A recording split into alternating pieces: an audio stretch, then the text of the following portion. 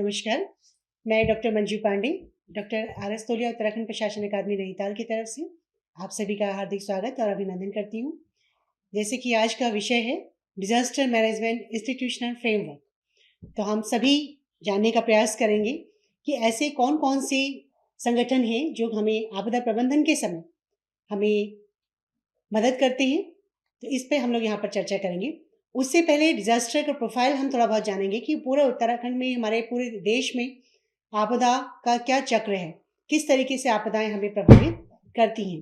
तो अगर हम देखते हैं अर्थक्वेक की दृष्टि से, तो 59% जो हमारा एरिया है अर्थक्वेक की दृष्टि से ऑल ओवर इंडिया में प्रभावित है। फ्लड की दृष्टि से 12% एरिया हमारा प्रभावित है। ड्राउट की दृष्टि से 68% एरिया हमारा प्रभावित है। साइक्लोन की दृष्टि से 10% एरिया हमारा प्रभावित है। लैंडस्लाइड एवलांच की दृष्टि से 12% एरिया प्रभावित रहता है और 30% एरिया हमारा अलग अलग आपदाओं से मिक्स प्रभावित रहता है। तो इस तरीके से अगर हम देखते हैं जो वल्नरेबिलिटी प्रोफाइल ऑफ इंडिया के अकॉर्डिंग अलग अलग तरीके से आपदाएं हमें प्रभावित करती हैं और हमेशा इन आपदाओं की वजह से बहुत ज़्यादा नुकसान हमें हमारी आर्थिकी को होता है और जिसकी वजह से पूरे विश्व में अगर हम देखते हैं तो हम 7th पोजीशन पे आते हैं, जिसका कहीं ना कहीं जलवायु परिवर्तन की वजह से या आपदाओं का असर हमें प्रभावित करता है और कई सारे राज्य हमारे ऐसे हैं जो कि मल्टी प्रोन डिजास्टर्स को की श्रेणी में आते हैं। इंडिया के नेचुरल डिजास्टर प्रिपेयरनेस के हिसाब से नॉर्दर्न माउंटेन रीजन जो हमारा इंक्लूडिंग फुट हिल है, prone to strong snow storms leading to landslides and strong cold waves and also with the earthquake prone belt है। Indo Gangetic plains vulnerable to floods हैं। Deccan plateaus drought prone area है। Western desert drought prone area है। Coastal area prone to sea erosion, cyclone and tidal waves. अगर percentile के हिसाब से देखें तो 57% land is vulnerable to earthquake. Out of these 12% vulnerable to severe kind of earthquake, 68% land is vulnerable to drought, 12% land is vulnerable to floods, 8% land is vulnerable to cyclone. Apart from the natural disasters, some cities in India are also vulnerable to chemical as well as industrial disaster and man-made disasters.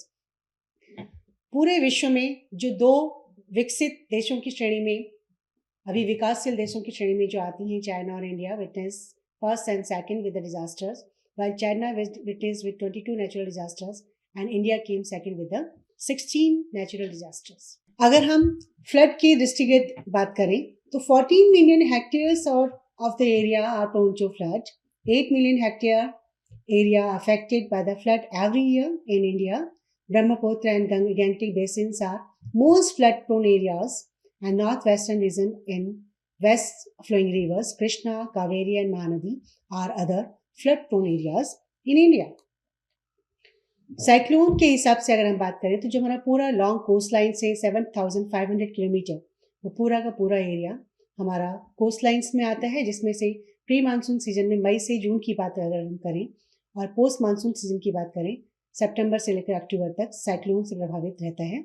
Coastal districts of Orissa, Andhra Pradesh and Gujarat are most prone to cyclone. Most casualties caused by the coastal undulations due to tidal waves, storms, surges and torrential rains. Drought, 68% of the land area is covered with the in country with the drought. Out of these, 33% of the chronically drought-prone area receiving rainfall less than 750 mm per annum. 35% drought-prone area that receive rainfall between 750 to 1,125 millimeter per annum. Landslides के हिसाब से अगर हम बात करें तो about 25% of the area total geographical area of India is prone to landslide. Entire Himalayas, north eastern region, western Ghats are prudentially affected by the landslides. Multi hazards areas में अगर हम बात करें तो कई सारे ऐसे एरियाज हमारे हैं जो अलग अलग तरीके से हमें आपदाओं से प्रभावित रहते हैं, जिसमें गुजरात, महाराष्ट्र, वेस्ट बंगाल, जिसमें 220 मिलियन लोग आए दिन प्रभावित हुए हैं, चाहे वो फ्लड की दृष्टि से, अर्थक्वेक की दृष्टि से, साइक्लोन की दृष्टि से या ड्राउट की दृष्टि से. अर्थक्वेक, फ्लड एंड ड्राउट में आंध्र प्रदेश, बिहार, हरियाणा, जम्मू एंड कश्मीर, कर्नाटका, मध्य प्रदेश, उड़ीसा, राजस्थान, उत्तर प्रदेश एंड गोवा यहाँ लगभग 563 मिलियन पीपल प्रभावित रहते हैं लगभग। इसी तरह से फ्लड और अर्थक्वेक की दृष्टि से उत्तराखंड, हिमाचल प्रदेश, मणिपुर, मेघालय, नागालैंड, सिक्किम, तमिलनाडु, केरला, मिजोरम, आसाम, त्रिपुरा, जहाँ पे 103 मिलियन पीपल लगभग प्रभावित रहते हैं। डिस्ट्रीब्यूशन ऑफ नेचुरल डिजास्टर्स में अगर हम बात करें, पूरे विश्व का ही अगर हम मैप को देखते हुए बात करें, तो एरिया वाइज इवेंट्स 1975 से 2001 में मोर देन 260 इवेंट्स अभी तक पूरे विश्व में घटित हुई हैं। पूरा का पूरा जो विश्व का जो मानचित्र है, कहीं ना कहीं गहरे लाल रंग से और काले रंग से घिरा हुआ है, जहाँ पे हम कह सकते हैं कि जहाँ 200 से भी ज़्यादा इवेंट आए दिन हमें देखने को मिलते हैं। डिस्ट्रीब्यूशन ऑफ पीपल अफेक्टेड, इस तरीके से इस मानचित्र के माध्यम से हम समझ सकते हैं। इंडिया का डिजास्टर रिडन हिस्ट्री पर अगर हम बात करें, तो अलग अलग क्षेत्र, अलग अलग राज्य हमारे अलग अलग आपदाओं से क्षेत्र में प्रभावित हुए हैं। चाहे वो अर्थक्वेक 2001 की बात करें, अर्थक्वेक उत्तरकाशी की बात करें, चमोली अर्थक्वेक की बात करें, आंध्र प्रदेश फ्लड की बात करें, भुज के अर्थक्वेक की बात करें, या लातूर अर्थक्वेक की बात करें, सुनामी की बात करें, केरला फ्लड की बात करें, भोपाल गैस कैंप की बात करें, अलग अलग रिडन हिस्ट्रीज हैं, जिसकी वजह से पूरा का पूरा हमारा भारतवर्ष कहीं ना कहीं इस मानचित्र में अलग अलग आपदाओं से घिरा हुआ है। इसी तरीके से उत्तराखंड राज्य भी हमारा अछूता नहीं है। उत्तराखंड राज्य में भी अगर हम बात करें, तो लैंडस्लाइड जोनेशन मैप हमारा यहाँ पे पूरा रंगीन नजर आ रहा है, जिसकी वजह से कई सारी क्षेत्र हमारे बहुत ज़्यादा भूस्खलन से प्रभावित रहते हैं। और भूस्खलन की वजह से खास तौर पे रेनी सीजन में अगर हम बात करें, तो रेनी सीजन में बहुत सारी सड़कें हमारी प्रभावित रहती हैं, और उन सड़कों के प्रभावित रहने की वजह से कई क्षेत्र आवागमन से वंचित रह जाते हैं, सूचना प्रौद्योगिकी से वंचित रह जाते हैं, जो स्वास्थ्य सुविधाएं हैं, अलग अलग तरीके से संसाधन है, उनसे उनकी कमी उन्हें देखने को मिलती है। इसी तरीके से आज का जोनेशन मैप हमारा उत्तराखंड का यहाँ पे दिखाता है, जो कि जोन 4 और जोन 5 के हिसाब से इंगित किया गया है। कुछ डिस्ट्रिक्ट्स हमारे जोन 4 में आते हैं और कुछ डिस्ट्रिक्ट्स हमारे जोन 5 में आते हैं। कुछ डिस्ट्रिक्ट्स ऐसे हैं जो कि जोन 4 और जोन 5 दोनों को क्लब करते हुए हैं, और जो अलग अलग तरीके से आपदाओं की दृष्टि से हमें कहीं ना कहीं हजारों लाखों की संख्या में लोग प्रभावित होते हुए दिखते हैं। अब इन सब आपदाओं को देखते हुए अलग अलग सेंट्रल मिनिस्ट्रीज और डिपार्टमेंट्स एंड ऑर्गेनाइजेशंस का इस्टेब्लिशमेंट किया गया है, जैसे ministry of home affairs, ministry of civil aviation, ministry of consumer affairs, ministry of defence, ministry of environmental and forest, ministry of health, ministry of information and broadcasting, ministry of power, Ministry of Railways, Ministry of Road Transports and Highways, Ministry of Urban Development, Department of Animal Husbandry and Dairying and Fisheries, Department of Ocean Development, Department of Telecommunication, and Department of Water Supply.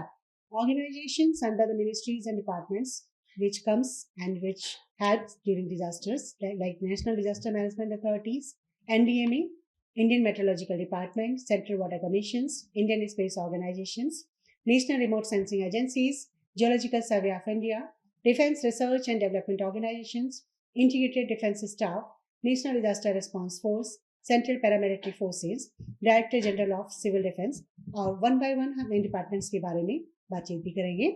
State disaster management authority, relief disaster management departments, district disaster management authority, district magistrates, police department, fire and civil defence services, health services, transport departments,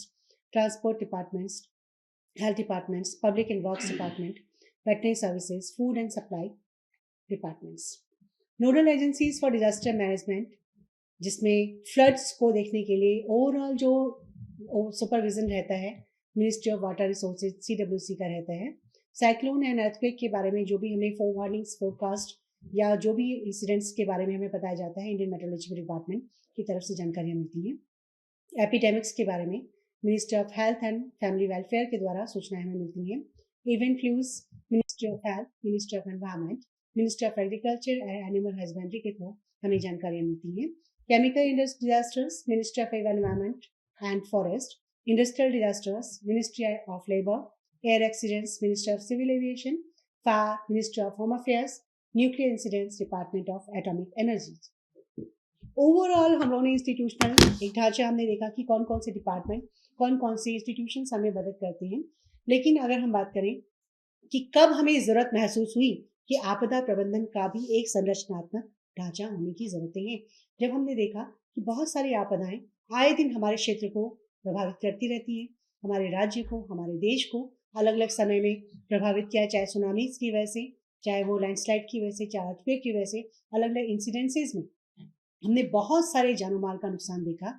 1998 में आप लोगों ने सभी ने सुना होगा, उत्तराखंड में एक बृहद आपदा के रूप में कैलाश मानसरोवर यात्रा रूट मार्ग में, जो मालपा एरिया है पिथौरागढ़ डिस्ट्रिक्ट में, मालपा एरिया में एक लैंडस्लाइड हुआ, फ्लैश फ्लड हुआ। काली नदी के रिवर के नज़दीक में जो कैंप था, केएमवीएन का जो कैंप था, वहाँ पर उस कैंप के दौरान पूरा का पूरा कैंप ही पूरा का पानी, कैंप में 206 के करीब लोगों की कैजुअलिटी एक साथ हुई।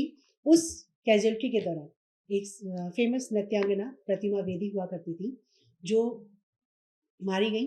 तो ये एक मामला संसद में भी उठा कि एक सिंपल से लैंडस्लाइड की वजह से भी एक इतनी बड़ी इंसिडेंट हो सकती है जिसमें कि जानो माल का इतना बड़ा भारी नुकसान हमें देखने को मिला है। तो एक हाई पावर्ड कमेटी का गठन किया गया। हाई पावर्ड कमेटी के गठन के बाद इसकी जिम्मेदारी मिनिस्ट्री ऑफ एग्रीकल्चर को दे दी गई और फिर transfer to ministry of home affairs in June 2002। फिर नेशनल डिजास्टर मैनेजमेंट अथॉरिटी का इस्टेब्लिशमेंट किया गया। प्रधानमंत्री की अध्यक्षता के साथ साथ मंत्रिमंडल के अन्य सदस्यों के द्वारा इसका पूरा का पूरा एक ढांचा तय किया गया। Inclusion of disaster management in the 7th schedule of west contribution on 23 दिसंबर 2005 डिजास्टर मैनेजमेंट एक्ट पारित किया गया। सब कुछ तो हमने तैयार कर लिया, एनडीआरएफ भी बना दिया, एनआईडीएम बना दिया, हाई पावर्ड कमेटी बना दी, हमने एनडीआरएफ बना दिया, एसडीआरएफ बना दिया, आर्म फोर्सेस बना दी, सब कुछ कर दिया, लेकिन हमारा जो रहन सहन का तरीका है, उठने बैठने का तरीका है, हमारा तरीका ये है। अगर खुदा न खास्ता यहाँ पे कोई बहुत बड़ा एक भूकंप का झटका आ गया, 8 मैग्नीट्यूड तक का भूकंप आ गया, तो क्या होगा, क्या नज़ारा होगा इस क्षेत्र का। और ये कहानी सिर्फ एक क्षेत्र की नहीं, पूरे उत्तराखंड की या पूरे हिली स्टेट्स की या पूरे देश की लगभग यही कहानी है। एक सिंपल सी अगर फायर इंसिडेंट भी अगर कहीं पे हो जाती है, तो कौन सी ऐसी एजेंसी है, कौन से ऐसे फर्स्ट रेस्पॉन्डर के रूप में जो टीम्स हैं, वो वहाँ पे मौके पर जाकर हमारी मदद के लिए आ पाएंगे। इन सबको हमें समझने की, सोचने की बहुत ज़्यादा ज़रूरतें हैं। एजेंसीज बनाने भर से ही काम नहीं चलेगा, हमें बहुत सारी तैयारियों के स्तर को सुधारना पड़ेगा। Institutional arrangement for disaster management in India की अगर हम बात कर रहे थे, तो नेशनल लेवल पे, स्टेट लेवल पे और डिस्ट्रिक्ट लेवल पे और लोकल लेवल पे अलग अलग तरीके से एक ढांचा तैयार किया गया है। नेशनल लेवल पे अलग अलग ऑर्गेनाइजेशन हैं, जिसमें NDMA national disaster management authority आती है, जो चेयरमैनशिप प्राइम मिनिस्टर की रहती है, और प्राइम मिनिस्टर की चेयरमैनशिप के साथ जो एपेक्स बॉडी है उसमें अलग अलग मंत्रिमंडल के सदस्य रहते हैं। और साथ में national institute of disaster management, जो विभिन्न प्रकार के training programs, web based training programs, online training programs, training calendars बनाना, ट्रेनिंग मॉड्यूल्स डिजाइन करना, रिसर्च इन्वेंट्रीज डेवलप करना, ये सब इनका काम रहता है। स्टेट लेवल पे स्टेट डिजास्टर मैनेजमेंट अथॉरिटी रहती है, जो मुख्यमंत्री की अध्यक्षता में कार्य करती है। मुख्यमंत्री की अध्यक्षता में 7 मेंबर्स उनके साथ उसमें मेंबर्स रहते हैं, जो अलग अलग तरीके से अपनी पॉलिसीज फॉर्मेशंस में, स्ट्रक्चर डिजाइनिंग में काम करते हैं, और किसी किसी आपदा के लिए क्या तैयारी करनी है, किस तरह से फंडिंग करनी है, कहाँ से रिलैक्सेशन होना है, किस तरह से किस डिस्ट्रिक्ट को सपोर्ट करना है, और किस तरह से लाइजनिंग करनी है, अलग अलग तरीके से इस तरीके से कार्य करते हैं। डिस्ट्रिक्ट लेवल पे डिस्ट्रिक्ट डिजास्टर मैनेजमेंट अथॉरिटी, जिसकी अध्यक्षता उसके डिस्ट्रिक्ट मजिस्ट्रेट्स के द्वारा होती है। डिस्ट्रिक्ट मजिस्ट्रेट की अध्यक्षता में 7 मेंबर्स इसमें कार्य करते हैं। जिला पंचायत के अध्यक्ष इसमें को चेयरमैन होते हैं, और साथ में स्टेट लेवल पे एग्जीक्यूटिव कमेटी कार्य करती है, जो विभिन्न जियोलॉजिस्ट, साइंटिस्ट, अलग अलग तरीके से रिसर्चर्स सब मिलकर कार्य करते हैं, और अपनी तरीके से किसी किसी आपदा में किस तरीके से फोकस करना है, कैसे कैसे स्टडीज़ करनी है, किस तरह से रिसर्च इम्प्लीमेंटेशन करना है, कैसे असेसमेंट करना है, उस पर कार्यवाही की जाती है। लोकल लेवल पे PRIs इन सब की मदद से, वॉलंटियर्स की मदद से, NGOs की मदद से, डिस्ट्रिक्ट लेवल ऑफिशियल्स की मदद से, और SDRF टीम्स की मदद से, नोडल एजेंसीज की मदद से कार्यवाहियाँ की जाती हैं। अलग अलग तरीके से डिजास्टर मैनेजमेंट के डिफरेंट फेजेस में कार्यवाहियाँ रहती हैं। NDA में apex body with the prime minister as chairperson, executive committee national level पर भी रहती हैं। पूरे देश भर के जितने भी विशेषज्ञ हैं, चाहे वो GSI, ONGC, Wadia, central agencies, universities, अलग अलग तरीके से उसमें साइंटिस्ट वगैरह इसमें अपना रोल कोऑर्डिनेशन देते हैं, स्पेशलिस्ट डिजास्टर मैनेजमेंट अपनी राय मशवरा देते हैं और उस हिसाब से आपदा प्रबंधन की तैयारियां की जाती हैं। Central ministries, national disaster management authorities, national institute of disaster management, national disaster response force कार्यवाहियां करती हैं। नेशनल लेवल पे जब कभी कोई क्राइसिस आती है तो किस तरीके से आर्म फोर्सेस की मदद से कार्यवाहियां की जाती हैं और तुरंत मौके पर जाकर search rescue work, rescue response work, evacuation practices की जाती हैं। स्टेट लेवल पे एसडीएमए जो कि चीफ मिनिस्टर के अंडरशिप रहता है, डिस्ट्रिक्ट लेवल पे डीडीएमए डिस्ट्रिक्ट मजिस्ट्रेट की चेयरपर्सनशिप में रहता है। इसी तरीके से अलग अलग तरीके से CBDRM की अप्रोचेस के रूप में भी कार्यवाहियाँ की जाती हैं।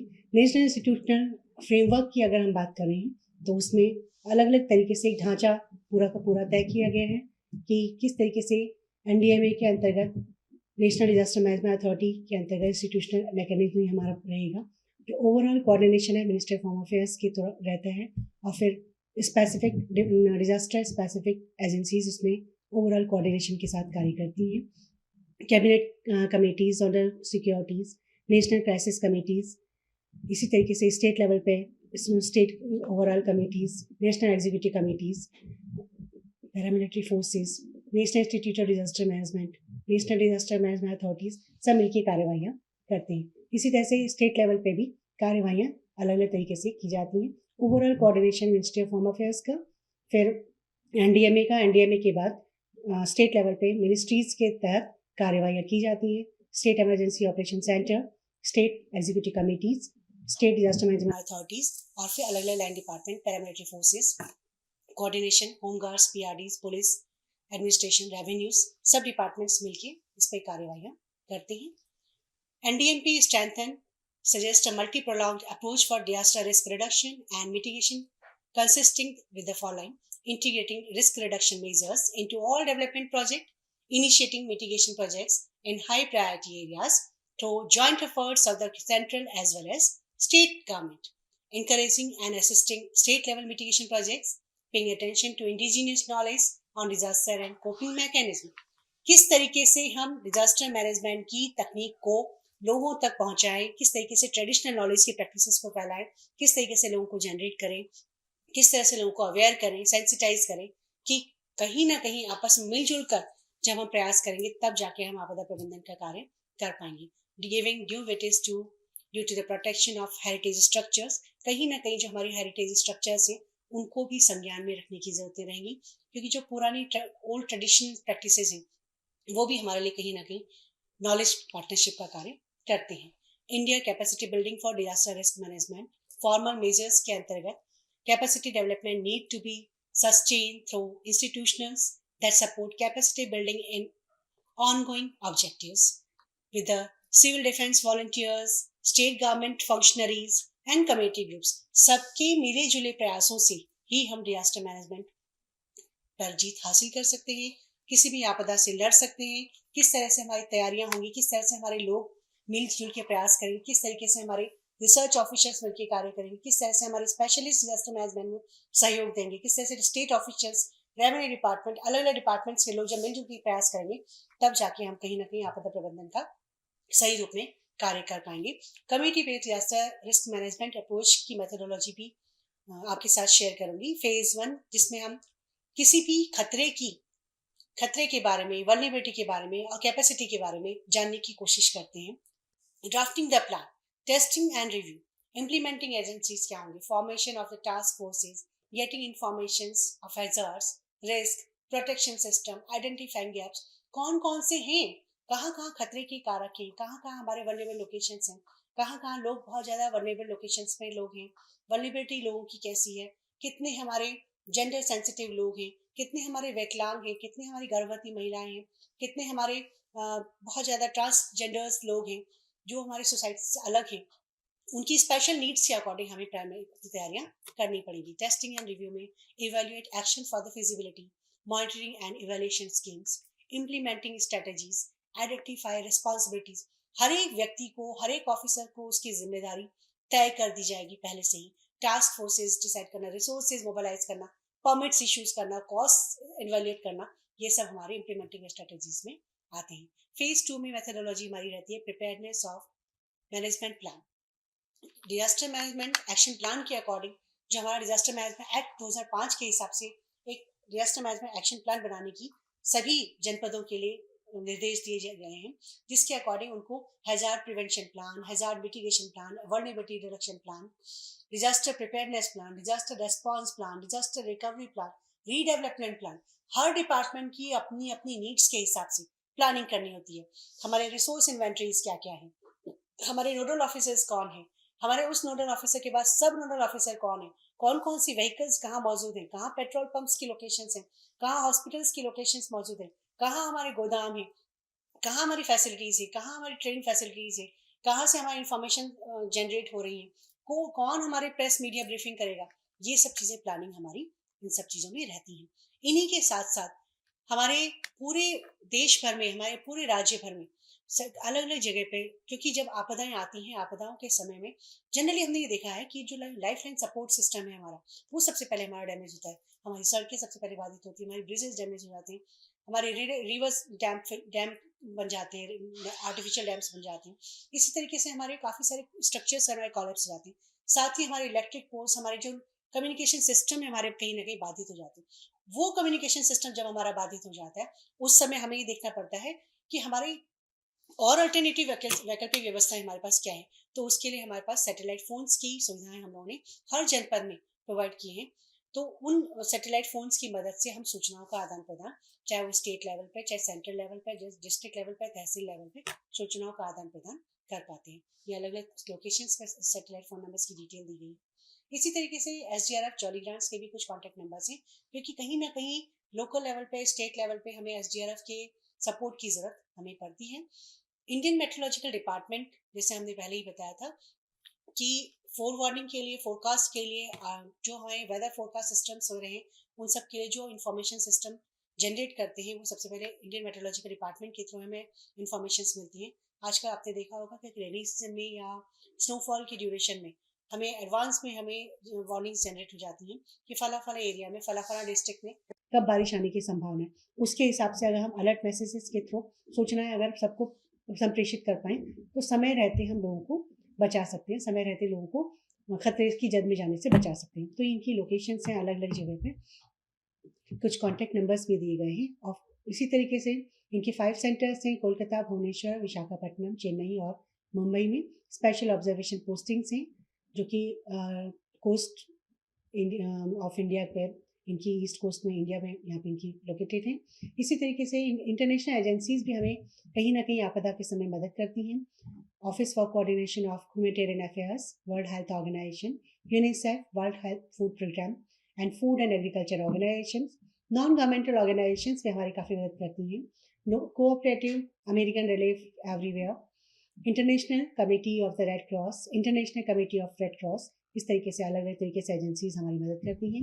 NDA में हमने पहले भी बताया कि प्राइम मिनिस्टर की चेयरपर्सनशिप में ये कार्यवाही करती हैं। इनका जो मेन जो एजेंडा है, to build a safer and disaster resilient India by a holistic, proactive, technological driven and sustainable development strategy that involves all stakeholders and foster a culture of prevention, preparedness and mitigation. हर तरीके की technology का इस्तेमाल करते हुए PM 10 agenda में भी शामिल किया गया है। इसी तरीके से सेंडाई फ्रेमवर्क के जो हमारे मैंडेट्स हैं 2015 से 30 तक के जो गोल्स हैं, उसमें भी हमें फिक्स किया गया है कि एक सेफ डिजास्टर रेजिलेंट इंडिया किस तरीके से बनाई जाए, चाहे वो होलिस्टिक रूप में, प्रोएक्टिव रूप में, टेक्नोलॉजिकल ड्रिवन, किस तरीके से एडवांस टेक्नोलॉजी का इस्तेमाल करते हुए हम निरंतर एक विकसित देश की श्रेणी में अपने को ला पाएं। इस लिहाज से coordination with the concern agency and stakeholders to ensure all activities are envisaged by the Disaster Management Act 2005 are performed in a time-bound way with National Disaster Management Authority. National institute of disaster management जो नई Delhi ministry of home affairs के अंतर्गत आता है, इनका जो mandate है, promote capacity building, intervention in disaster risk management, proactive in raising the level of awareness and preparedness, satellite based demonstration cum training programs भी ये लोग समय समय पर ऑर्गेनाइज करते रहते हैं। और साथ में कुछ वेब बेस्ड ट्रेनिंग प्रोग्राम्स भी इनके रहते हैं और कुछ ऑनलाइन ट्रेनिंग प्रोग्राम्स भी फोकस इनके रहते हैं। साथ ही कुछ सेल्फ लर्निंग ट्रेनिंग प्रोग्राम्स भी NIDM के द्वारा समय समय पर आयोजित किए जाते हैं। और साथ में कुछ ट्रेनिंग मॉड्यूल्स बनाना, कुछ इनके होम पेज पे आप में से कोई भी कांटेक्ट करके इनके कई सारे ट्रेनिंग प्रोग्राम्स को वेबसाइट से भी ले सकते हैं। रिसोर्स एंड नॉलेज नेटवर्क इनके द्वारा तैयार किए गए हैं। Indian disaster resource network inaugurated by 1st September 2003, web-enabled centralized database for the quick access to the resources to minimize response time, update every year as district and state level. India Disaster Knowledge Network भी इनका है, web portal for the knowledge collaboration, maps design करने के लिए, networking के लिए, emergency contact information system के लिए। इनके भी गोल हैं easy to use unified point of access to disaster management, mitigation, response. National disaster response force जो हमारी पूरे ऑल ओवर इंडिया लेवल पे हमारी एक फोर्स है, जो कि हाईली इक्विप्ड फोर्स है, स्पेशलाइज रिस्पॉन्स ड्यूरिंग डिजास्टर के समय करते हैं, assist in community training and preparedness program में impart basic and operation level training program तो SDRF and other support agencies, school level training programs, mock drills में awareness generate करने के लिए, सेंसिटाइजेशन के लिए समय समय पर करते रहते हैं। Proactive development during impending disaster situation, और जिस समय आपदाएं नहीं आती हैं उस समय लाइजनिंग का काम, रिहर्सल्स का काम और मॉक ड्रिल का काम समय समय पर करते रहते हैं। ये इनके अलग अलग बटालियंस की लोकेशन से कहाँ पे NDRF की बटालियन ऑल ओवर इंडिया में सिचुएटेड है। इसी तरीके से SDRF state disaster response force task का गठन 2013 की आपदा के बाद हमारे उत्तराखंड राज्य में भी किया गया, जो एक बहुत इम्पॉर्टेंट टास्क फोर्स है पूरे उत्तराखंड राज्य के लिए। ये भी स्पेशलाइज हैं रेस्पॉन्स वर्क करने के लिए और डिजास्टर की सिचुएशन में किसी भी तरीके की डिजास्टर की सिचुएशन को हैंडल करने के लिए परिपक्व हैं, चाहे वो फ्लड है, चाहे लैंडस्लाइड है, चाहे अर्थक्वेक है, चाहे फायर रेस्क्यू है, किसी भी तरीके की डिजास्टर्स को रिस्पॉन्ड करते हैं। वेल इक्विप्ड है, ट्रेंड है सर्च रेस्क्यू वर्क के लिए। कम्युनिटी ट्रेनिंग एंड प्रिपेयरनेस का काम भी समय समय पर करते रहते हैं, और साथ ही स्कूल लेवल पे, मेडिकल लेवल पे, अलग अलग डिपार्टमेंटल लेवल पे समय समय पर रेस्पॉन्स वर्क के साथ साथ ट्रेनिंग प्रोग्राम्स भी देते रहते हैं। लाइजनिंग का काम, रिहर्सल का काम, अवेयरनेस जनरेशन का काम, कैपेसिटी बिल्डिंग प्रोग्राम का काम और मॉक ड्रिल का काम, और समय समय पर अपनी खुद से ट्रेनिंग करना इनका एक काम रहता है, मैंडेट रहता है। मॉक ड्रिल्स में समय समय पर अलग अलग तरीके से लोगों को तैयार करते हैं। 24 mock exercises on various natural and man made disasters पे, इमरजेंसी मैनेजमेंट एक्सरसाइजेस भी की जाती हैं इनके द्वारा। NDMA के कॉन्टैक्ट नंबर्स भी अलग अलग जगह पे यहाँ पे दिखाई दिए गए हैं। वेबसाइट पे रिपब्लिक्स ऑफ इंडिया के द्वारा एक वेबसाइट पोर्टल भी डिज़ाइन किया गया है। इसी तरीके से इनके अलग अलग तरीके से प्लानिंग है कि किस तरीके से डिजास्टर मैनेजमेंट पे तैयार करना, लोगों को सेंसिटाइज करना, अवेयरनेस जनरेट करना इनका मेन मैंडेट रहता है। जिस तरीके से पूरे ऑल ओवर इंडिया लेवल पे, स्टेट लेवल पे, डिस्ट्रिक्ट लेवल पे, नेशनल लेवल पे हमारी कोऑपरेशन सोसाइटीज़ हैं, इसी तरीके से इंटरनेशनल कोऑपरेशन भी हमें आपदा के समय मिलता है। UN office for coordination of humanitarian affairs of for all type of coordination international disaster response के लिए, United Nations development programme UNDP for mitigation and prevention aspect के लिए कई हमारे वर्ल्ड बैंक से संबंधित प्रोग्राम भी हमारे समय समय पर प्रोजेक्ट्स के द्वारा भी इनके द्वारा मदद मिलती है। UN disaster assembly and combination of system streamlining for the institutional arrangement for the disaster response, the Asian Disaster Reduction Center at Kobe to enhance disaster resilience in the 30 member countries to build safe communities to create a society where sustainable development is possible. जिस तरीके से international cooperation भी हमने आपके साथ discuss किया, साथ ही NIDM के साथ में डिजास्टर रिडक्शन डे मनाया जाता है, जो कि सेकेंड वेडनेसडे ऑफ अक्टूबर में हमेशा मनाया जाता है, जिसमें स्कूल चिल्ड्रंस की मदद से बच्चों के द्वारा, रैलीज के द्वारा, कैंपेन्स के द्वारा, लेक्चर्स जनरेशन के द्वारा, पेंटिंग कॉम्पिटिशन्स के द्वारा international day for disaster reduction मनाया जाता है, जिससे बच्चों को सेंसिटाइज किया जा सके, यूथ को सेंसिटाइज किया जा सके और पब्लिक में अवेयरनेस जनरेट की जा सके। ये हमारा इसका मैंडेट रहता है। Sendai framework outlines 7 global targets to be achieved by 2015 to 2030, enhance international cooperation for developing, reduce disaster mortality by 2030, increase the number of countries with the DRR strategies, increase the awareness and the access to multi-hazard early warning systems, reduce the disaster damage to critical infrastructure, reduce the number of affected people, reduce the direct disaster loss in relation to GDP। ये सब हमारे centre framework के according हमारे कुछ mandates हैं। सब कुछ हमने कहा, हमारे पास स्टेट लेवल पे, डिस्ट्रिक्ट लेवल पे, नेशनल लेवल पे, वर्ल्ड लेवल पे सब कुछ एजेंसीज हैं। डिफरेंट डिफरेंट फेजेस में हमें काम करना है। प्री डिजास्टर फेज में हमें काम करना है प्रिपेयर्डनेस के लिए, मिटिगेशन के लिए। ड्यूरिंग डिजास्टर में हमें रेस्पॉन्स वर्क के लिए, रेस्क्यू वर्क के लिए, इवैक्यूएशन के लिए काम करना है। पोस्ट डिजास्टर फेज में हमें इंफ्रास्ट्रक्चर के लिए, रिकंस्ट्रक्शन के लिए, रिलीफ के लिए, रिहेबिलिटेशन के लिए, रिस्ट्रक्चरिंग के लिए हमें काम करना है। लेकिन अब हमें सोचना पड़ेगा कि हमें किस फेज में कार्यवाही ज़्यादा करनी है। अगर हम शुरू से सेंसिटाइज हो जाएं, हम शुरू से अवेयर हो जाएं कि हमें प्री डिजास्टर फेज में ज़्यादा से ज़्यादा प्रिपेयर्डनेस लेनी है, जब ज़्यादा से ज़्यादा लोगों को तैयार करना है, कैपेसिटी बिल्ड करनी है, मिटिगेशन स्ट्रेटेजीज करनी है, अपना कम्युनिकेशन सिस्टम स्ट्रॉन्ग करना है, अपनी तैयारी करनी, खोज बचाव से संबंधित ड्रिल्स, मॉक ड्रिल्स करानी समय समय पर, child centric disaster risk reduction के हिसाब से बात करनी है, स्कूल सेफ्टी के लिहाज से बात करनी है, फर्स्ट एड के लिहाज से बात करनी है, हमें रेस्पॉन्स टाइम को कम करने के लिए करना है। तो इस तरीके से हमारी अगर तैयारी का लेवल अच्छा होगा, हमारे बिल्डिंग कंस्ट्रक्शन टेक्निक्स के हिसाब से हमारी तैयारी अच्छी रहेगी। हमारे जो पुराने स्ट्रक्चर्स हैं उनकी अगर रेट्रोफिटिंग की हम बात करें, रेट्रोफिटिंग हम ज़्यादा से ज़्यादा कर लेंगे। जो हमारे ओल्ड हेरिटेज स्ट्रक्चर है उसको सेव करने की डिजाइनिंग प्रैक्टिसेस पर बात कर लेंगे। तो काफ़ी हद तक हमें डिजास्टर के फेज में हमें ज़्यादा rescue work, evacuation work, response work हमें करने की ज़रूरत पड़ेगी ही नहीं। और जब रेस्क्यू, रेस्पॉन्स, इवैक्यूएशन वर्क नहीं करना पड़ेगा तो रीस्ट्रक्चरिंग भी हमें करने की ज़रूरत नहीं पड़ेगी। तो आप सभी से मेरी उम्मीद करूंगी मैं कि हम प्री डिजास्टर फेज पे ज़्यादा से ज़्यादा कार्यवाही करें और ज़्यादा से ज़्यादा लोगों को तैयार करने की कोशिश करें कि अपना जो भी हम अपना घर बनाएं। हर व्यक्ति का सपना है कि अपना एक घर बनाना है, तो घर क्यों ना भूकंप सुरक्षित मानकों के आधार पर बने।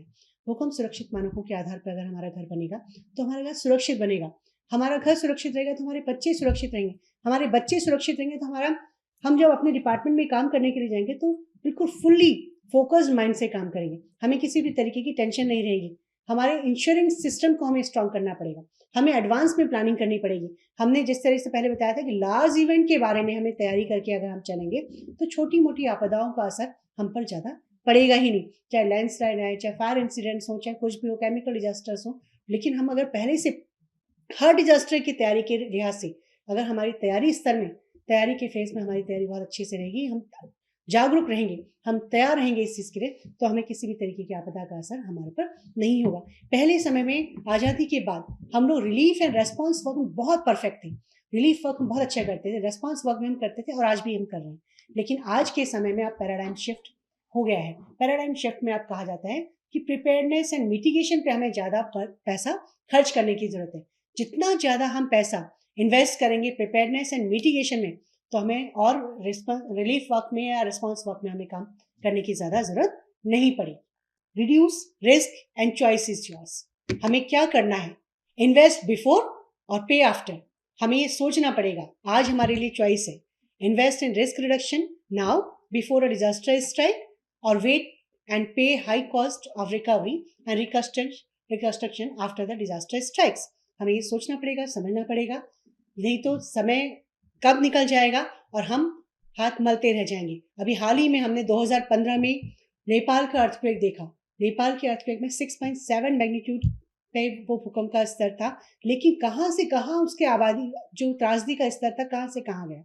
तो वही अगर 6.7 मैग्नीट्यूड के रिक्टर स्केल पर यहाँ पर असर पड़ता है, उत्तराखंड के किसी भी डिस्ट्रिक्ट में, किसी भी शहर में अगर उसका असर होता है, तो सोचिए कि प्रलय की स्थिति क्या होगी। हमें सोचना पड़ेगा, समझना पड़ेगा, सबक लेना पड़ेगा। इसी के साथ मैं अपनी वाणी को यहीं पर विराम दूंगी। Thank you very much.